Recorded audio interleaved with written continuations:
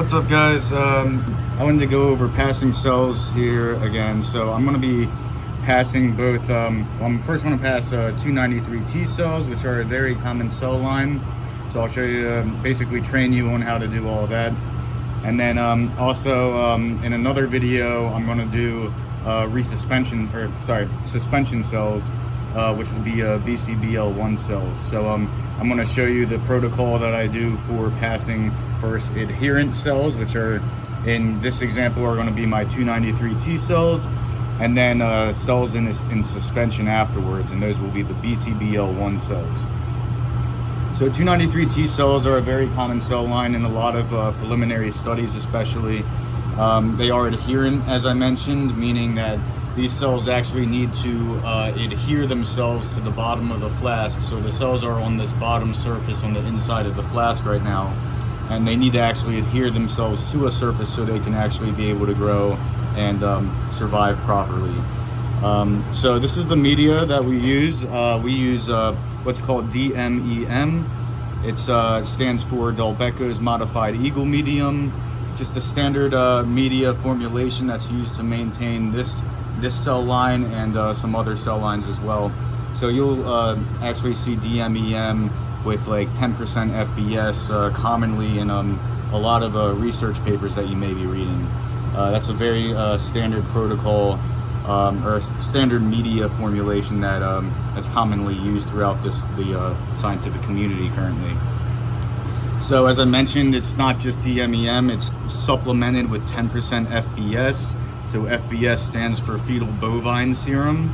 So basically what we'll do is I'll just, we'll order separate cases of, first of all, DMEM, and then we'll have another separate case of fetal bovine serum. And we'll basically, the fetal bovine serum will come frozen, and then we'll basically thaw that and aliquot it into smaller increments. And then depending on that increment, I'll add a certain amount so I can, let me show you my bottle here. Where is it? There it is. So then depending on how much FBS I have in one aliquot, we'll usually have them in 50 ml conical tubes like this. But then I'll just basically add that and then add enough media, add enough DMEM to bring the total up to make the FBS percentage 10% of the final volume.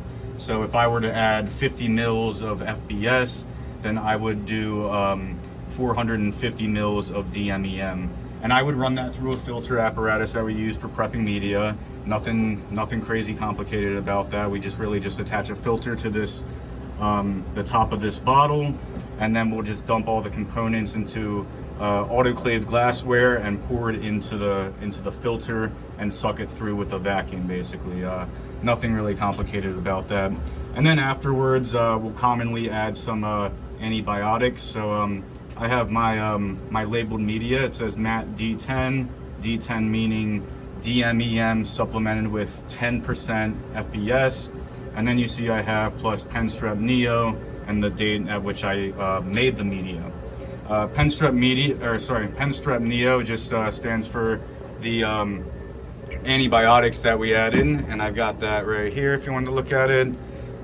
So that'll just be a mixture of penicillin, streptomycin, and neomycin.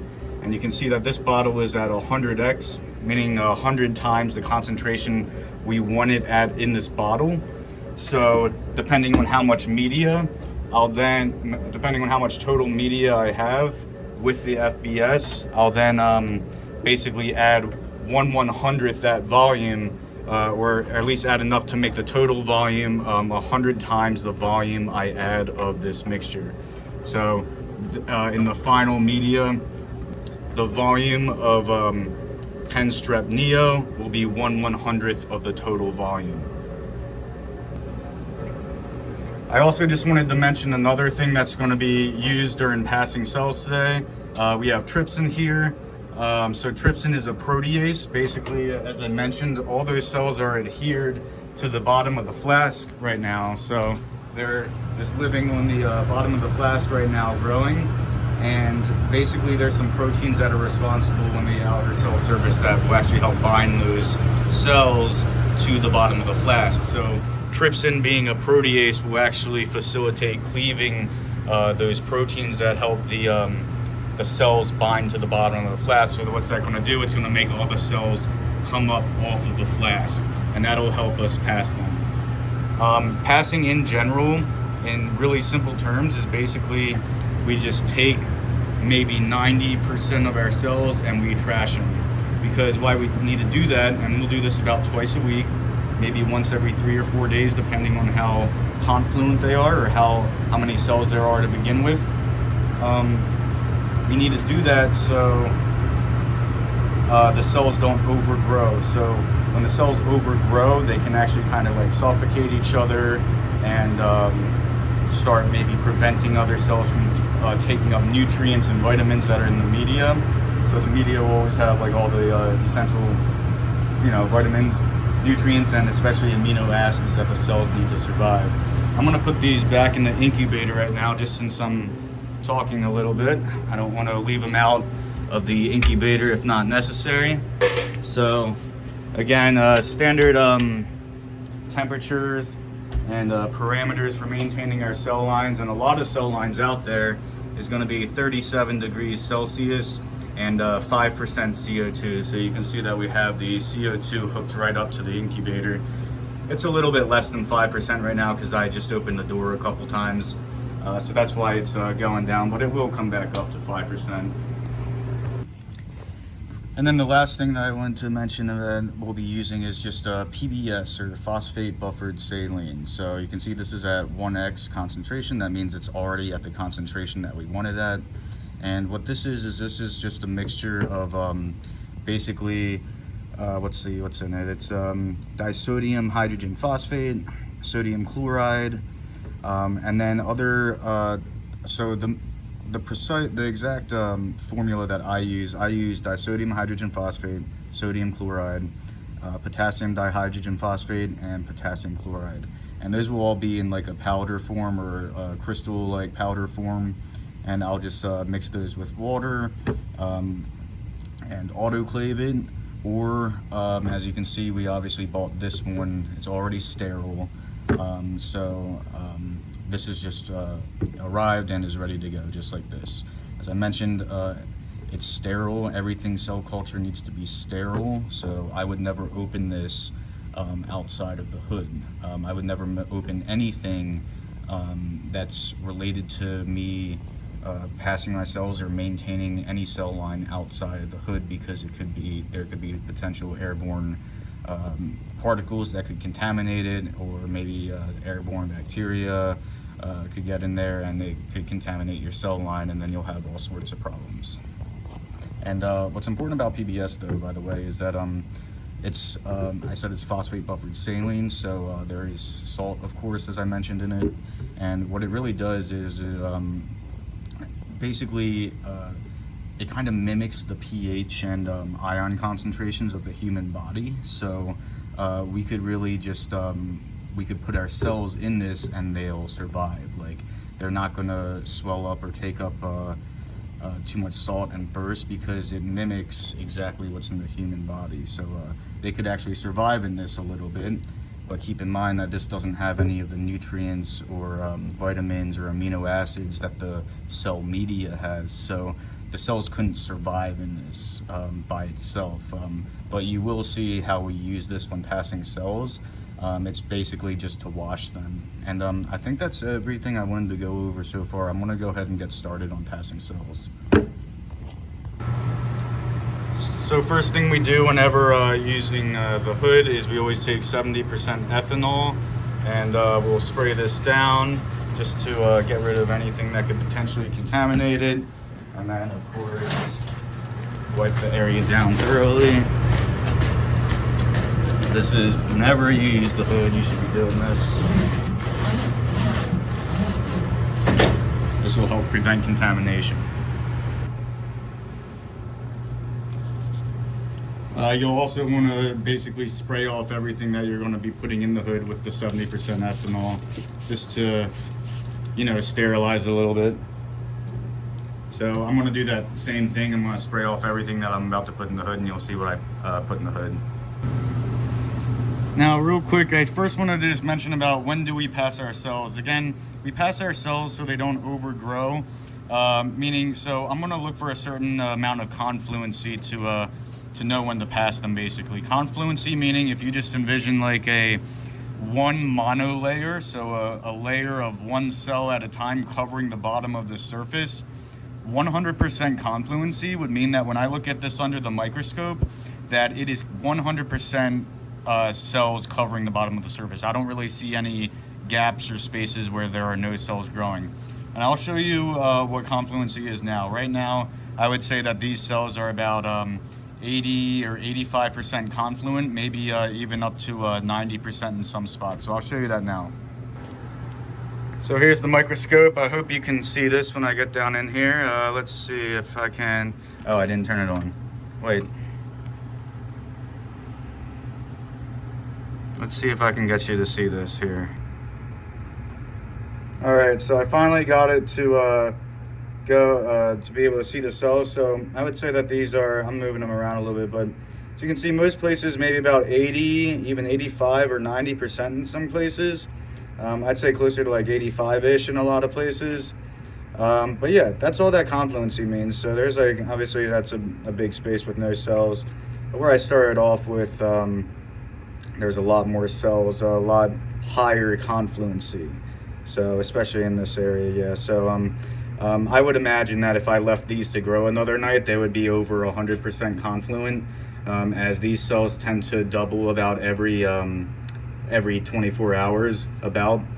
And so I wouldn't want them to start growing over top of each other and suffocating each other, because that can start to affect the way they function. And then if you start doing experiments with cells that aren't quite functioning properly, it could give you weird results or even alter the results, and that's just not good scientific practice. So I decided that I'm gonna go ahead and pass and plate these 293 T cells. So I'm gonna plate them for an experiment that I'll tell you about later, actually. So first thing I'm gonna do is I'm gonna spray my hands with 70% ethanol to prevent my hands contaminating anything. So this is just also standard laboratory practice. I'm just spraying my hands, and then I'm just gonna use my elbow to adjust the camera, and then I'll actually rub my hands together, really get that ethanol. Again, it's 70% ethanol, really get the ethanol all over my hands so I have a sterile environment in here. Primary, or that's the biggest priority when maintaining cell lines. All right, so hope you can see everything. I've got everything I need for passing cells. I've got my trypsin. I've got an empty conical that's going to be used just because I'm going to be also plating my cells for an experiment. I've got my PBS, my D10, my Delbecco's modified Eagle medium, my DMEM. And in here, this is the waste container, and all I've got in here is 10% bleach. So, and then this is a 6-well plate that I'll be using to basically to plate my cells in. So 6-well plates, 12-well plates, 24-well plates are all common plates that are used in laboratory experiments. So, as I mentioned, I'll be plating in the 6-well plate here. It's just a little plastic container with 6 different wells. We call each of these a well. And there's also 12-well plates, 24-well plates, etc. Probably even more out there. I think there's 96-well plates for sure. So basically, by plating in this, I'll plate my 293 T cells into this plate. Even amounts in each plate, because everything needs to be treated the same. So I need to pipette the same amount of mils of cells into each well. And then I'll apply my experimental treatment. So basically, what we usually do in our lab is we do a lot of transfections and Western blots. So I'll show you how to do a transfection too. So yeah, please see the transfection video. I'll train you on that. So what I'm going to do is I'm just going to plate for a transfection protocol. So the first thing that I'm gonna do before I touch anything is I need to spray my hands with ethanol. So I'm gonna spray my hands all over with that 70% ethanol. So I've got my cells. The first thing that I'm gonna do is, remember, these cells are 293T cells, so they're adhered to the bottom of the flask right now. So I'm gonna take my serological pipette, and the first thing I'm gonna do is I am going to, again, I don't wanna touch a lot of stuff, so I'm actually gonna hold on to the cap.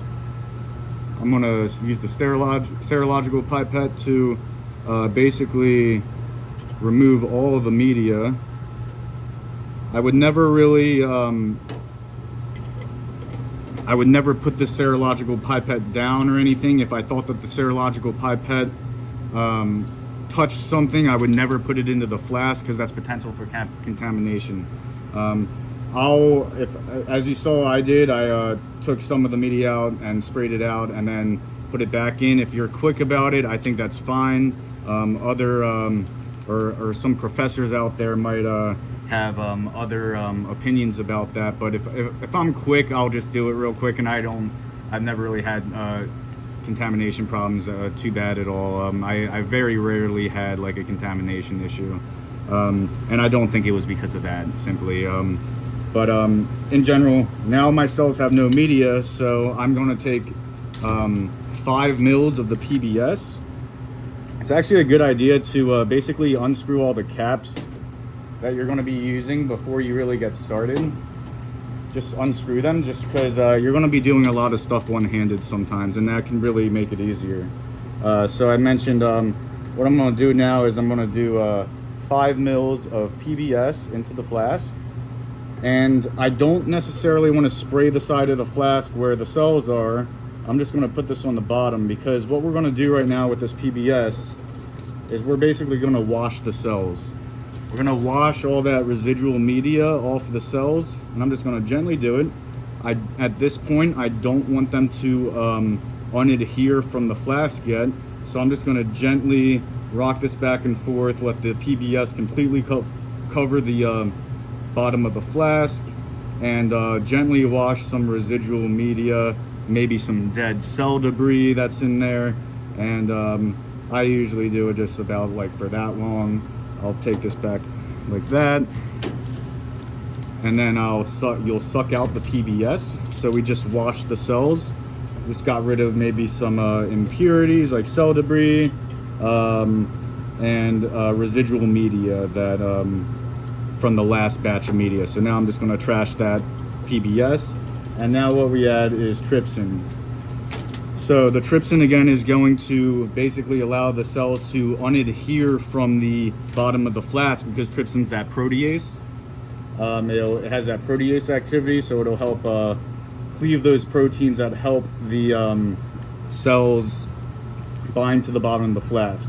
So this is where I can really just kind of throw in the trypsin. I'm adding 5 mils of 0.25% trypsin right now. So keep in mind, 0.25% trypsin, the trypsin is not mixed in water. It is because if it was just water, it would not be the right like ion concentrations, or it wouldn't be mimicking the human body like PBS does. So we actually have our trypsin diluted in PBS, 1x PBS. So I'll just again, I did 5 mils of the trypsin. I'll just lay this down to completely cover the cells, make sure the trypsin's completely covering the cells, and then I put this back in the incubator for 5 minutes to let it incubate with the trypsin. And by then, at least with this cell line, they will be completely unadhered from the bottom of the flask, and I'll show you that too. All right, it has been 5 minutes, so I'm going to take my 293 T cells back out of the incubator, and you can see all that cloudy, those fuzz. You can see all the cells floating around in the trypsin now. So the trypsin did its job. It unadhered the cells from the flask surface, which is what we wanted. So, well, I'll just put this right into the fluid actually. So I'm just got too few hands. Alright, so I'm gonna hook this back up into my grip here. Looks like you can see everything. And I gotta spray my hands again because I've been touching stuff. Spray this.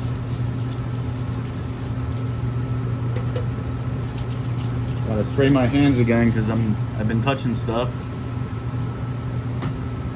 Do the same thing, you know, wipe down my hands. I'm gonna open this, my 6-well plate. My hands are slippery though because of the ethanol, so let's see, there we go. Never open anything if it's not necessary, just to reduce the risk of contamination. And now the rule that my lab abides by is however much trypsin that we added to the flask, we're gonna add double the amount of DMEM, double the amount of cell media. So I added 5 mils of trypsin to the flask to get the cells off. So I'm gonna add 10 mils of media, and this is gonna dilute and inactivate the trypsin. Again, always just like cap your stuff right away. Don't put the caps on the bottom of the hood, like on the surface of the hood. You should always be holding your caps or putting them in like a sterile bag or something that's in the hood. And what you notice I'm doing now is I'm just going to be pipetting up and down a lot, and I'm going to be spraying the side of this flask. Why am I doing that? It's going to basically help wash off any cells that might still be adhered to the side of the flask. But also, do you remember all those clumps of cells that we saw in the trypsin after incubating? We don't want clumps of cells like that. We want cells to be homogeneously plated. So just to explain what that means a little bit, I want the same amount of cells to be in each well of the 6-well plate, because the only thing that can differ in an experiment across trials is the experimental variable. So also by not only am I washing off the cells off the flask that might still be on there, but I'm also breaking up those clumps of cells into so they're just single cells, you know. The cell clumps going in and out of the pipette tip at the end is really just it's help breaking those clumps up so they're not all stuck together. So that'll help us, it'll make all the cells in the flask right now homogeneous. They'll be homogeneously mixed or uniformly mixed, you know. And I'll just usually do about that much pipetting up and down.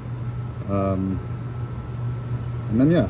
And now, what I wanted to explain is that if you remember, I had my cells at about 85% confluency.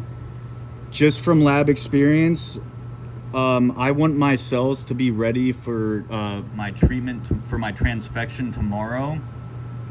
And just from lab experience, I know that when my cells are about 85% confluency, 85 to 100% confluent in the flask, I'll plate about, I think I do about a mil.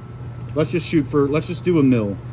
So I'll do a mil of this, all these cells. I'll take a mil. So 1 mil, and I'll put it into this empty sterile, again this has to be sterile flat 50 mil conical. And then to finish passing our cells, remember passing is just getting rid of a bunch of them. So what we generally do is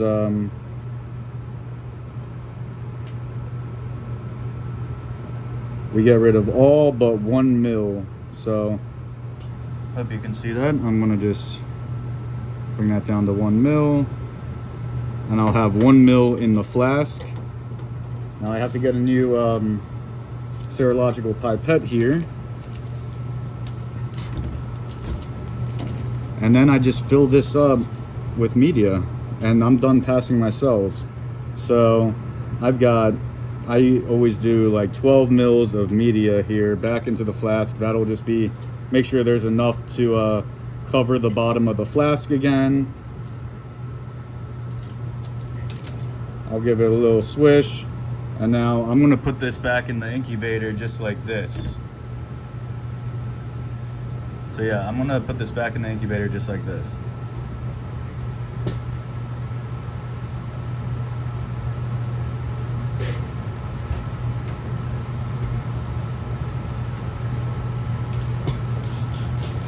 And you spray my hands again. So remember, now I have 1 mil of my cells in the flask. And now all I'm going to do is, so with 6 well plates, we always plate 2 mils of media and cells in each well. So, but also you want to be careful because if I were to just bring, there's 6 wells, so I want a total of 12 mils of media and cells to plate 2 mils in each of the wells.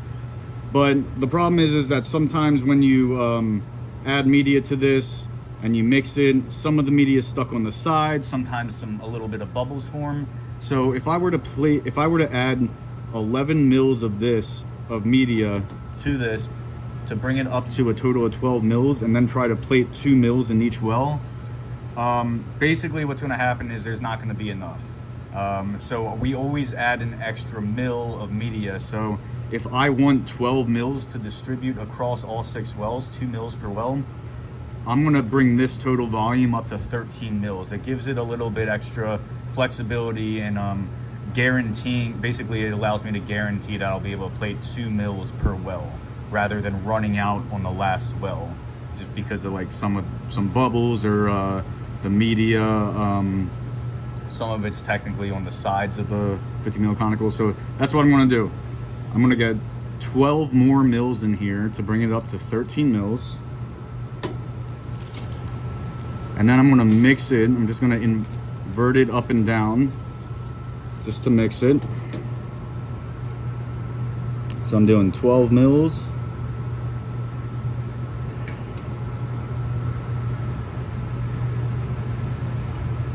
Cool. Close that.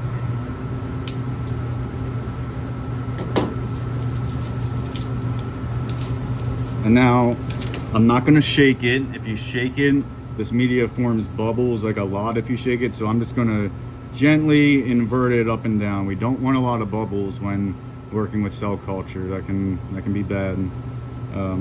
So I'm just going to mix it. This will just get all the cells that are in there, again, uniformly mixed throughout the entirety of this volume. And then I'm just going to do 2 mils per well, as I mentioned.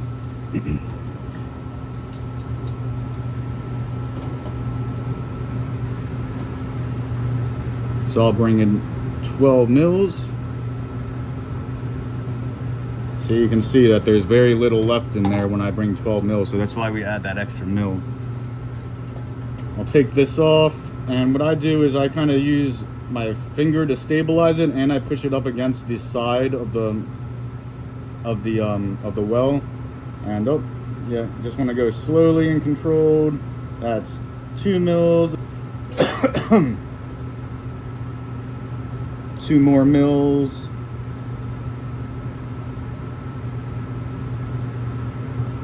Two more mils.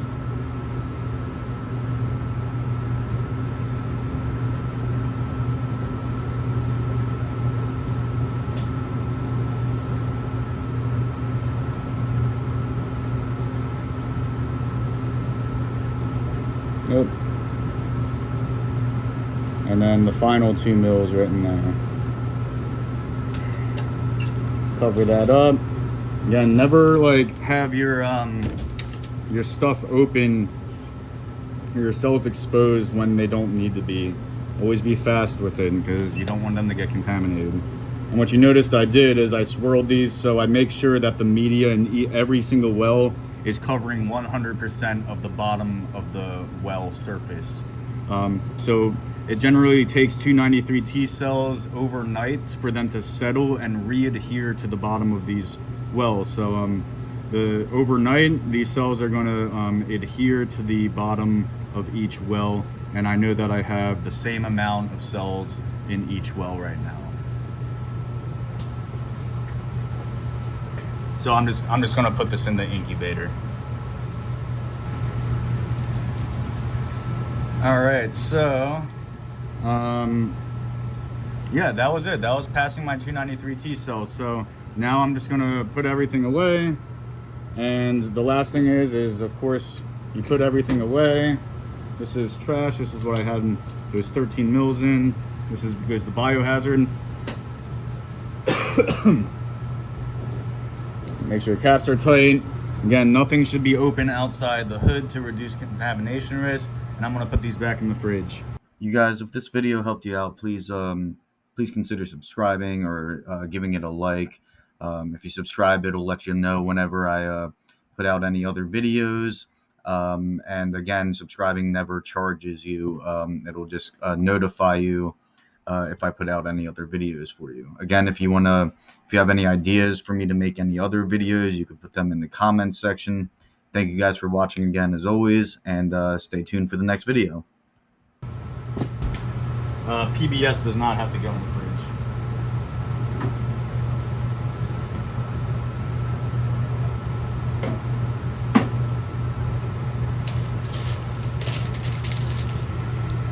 All right, and then the last thing we do is just, spray the hood down again with 70% ethanol.